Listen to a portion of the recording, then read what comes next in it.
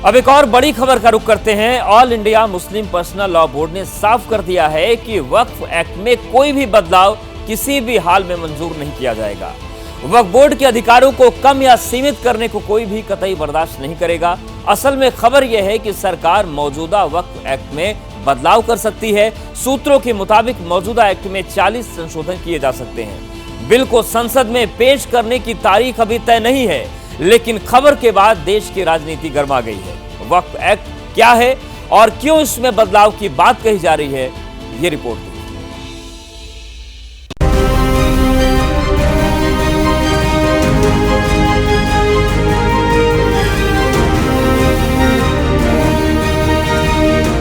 संसद की सिफारिश पर ये घोषणा करते हैं, भारत के राष्ट्रपति द्वारा इस घोषणा पर हस्ताक्षर किए जाएंगे। अनुच्छेद 370 के सभी खंड लागू नहीं होंगे।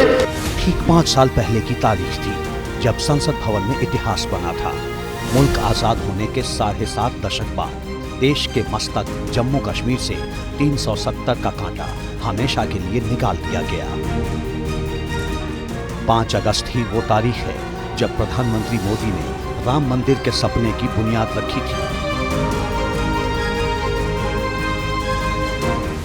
एक बार फिर 5 अगस्त की तारीख आने वाली है। सवाल ये है कि क्या इस बार भी इतिहास बनने वाला है?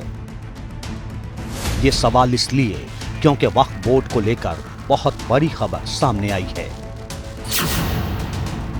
मोदी सरकार मौजूदा वक्फ एक्ट में बड़ा बदलाव कर सकती है।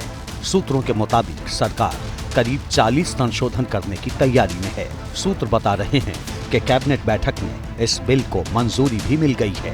प्रस्तावित बिल में मौजूदा एक्ट की कुछ धाराओं को हटाया भी जा सकता है। संसद का मॉनसून सत्र अभी 12 अगस्त तक चलना है।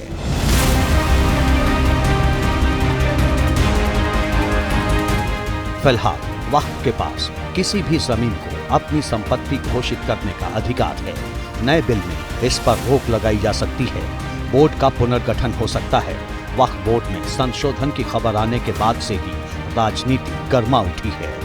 बोर्ड भी जो है वो गवर्नमेंट का एक बॉडी है, एक चुनी हुई बॉडी है, उसको बनाते और वो अपने फैसले खुद लेती है। तो अगर उसमें कुछ अधिनियम में कुछ संशोधन की आवश्यकता है तो सरकार अपनी ओर से लेके आ सकती है, उसमें कोई दिक्कत नहीं है। वक्फ बोर्ड से संबंधित जो लोग हैं उनका भी अगर उनकी राय, उनका मशवरा भी लिया जाए तो मैं समझता हूँ ज़्यादा बेहतर होगा। हमें इस बारे में कोई जानकारी अभी नहीं मिली है। सरकार बहुत से कदम जल्दबाजी में उठाती है, जिसकी वजह से जो है वो समाज में और मुल्क में और दुनिया भर में देश की जो हज़ारों साला गंगा जमनी तहजीब है उसके तई एक अच्छा मैसेज पैगाम नहीं जाता। सरकार का कहीं पर निगाह है, कहीं पर निशाना। किसी धर्म विशेष को टारगेट करना, विवादित मुद्दों पर बहस करना, असली मुद्दे पर चर्चा न हो, इसके लिए सरकार इस तरह का काम करती है। वक्फ एक्ट में संशोधन की बात आई तो मुसलमानों की रहनुमाई का दावा करने वाले हैदराबादी भाईजान कहां खामोश रहने वाले थे। असदुद्दीन ओवैसी क्या बोले, जरा गौर से सुनिए। मोदी हुकूमत वक्फ बोर्ड की ऑटोनॉमी को छीनना चाहती है। बीजेपी शुरू से वक्फ बोर्ड और वक्फ की प्रॉपर्टीज के खिलाफ रही है। मोदी सरकार ये चाह रही है कि पूरे वक्फ बोर्ड की प्रॉपर्टीज को छीन लिया जाए, इनको मुसलमानों से छीन लिया जाए। बात देश के 20% मुसलमान वोटरों की है।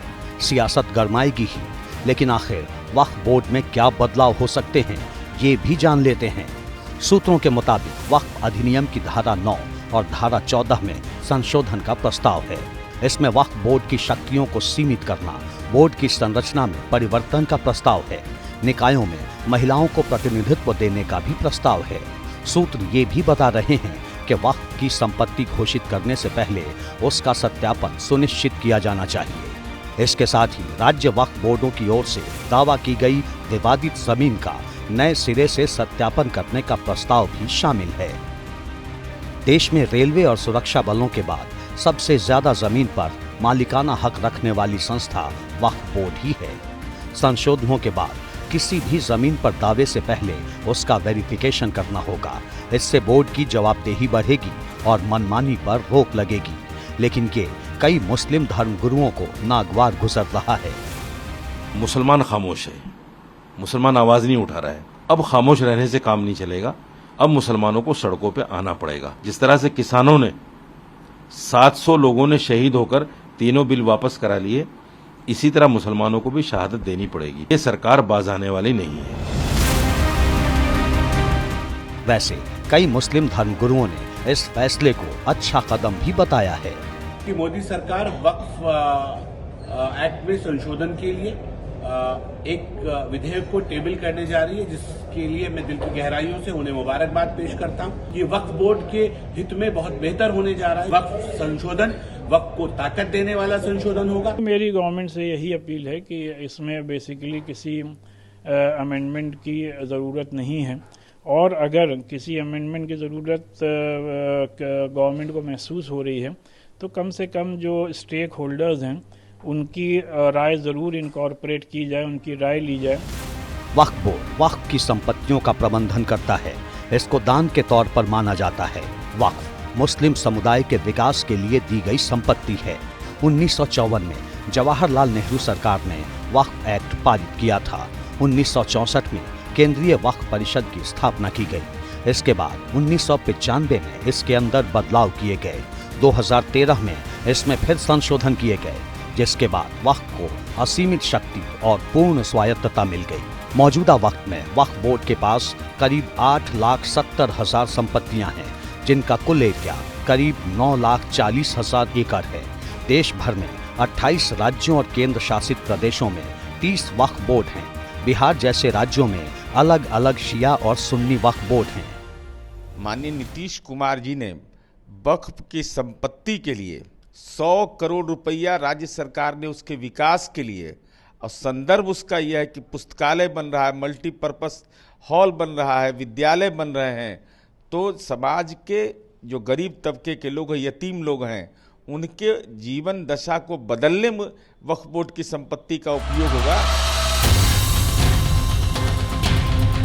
असल में वक्फ बोर्ड अपनी लाखों एकड़ की प्रॉपर्टी पर कंट्रोल के लिए संघर्ष कर रहा है। यही वजह है कि मुस्लिम बुद्धिजीवी, महिलाएं और शिया और बोहरा जैसे समूह लंबे समय से मौजूदा कानूनों में बदलाव की मांग कर रहे हैं। पिछले कुछ वक्त के दौरान वक्फ बोर्ड के कई फैसलों पर विवाद भी हुआ। पिछले साल मई में दिल्ली हाई कोर्ट ने अपने एक आदेश में उन 123 संपत्तियों के निरीक्षण की अनुमति दी थी, जिन पर दिल्ली वक्फ बोर्ड अपने कब्जे का दावा कर रहा है। पिछले साल अगस्त में ही केंद्रीय शहरी विकास मंत्रालय ने इन संपत्तियों को नोटिस भी जारी किया था।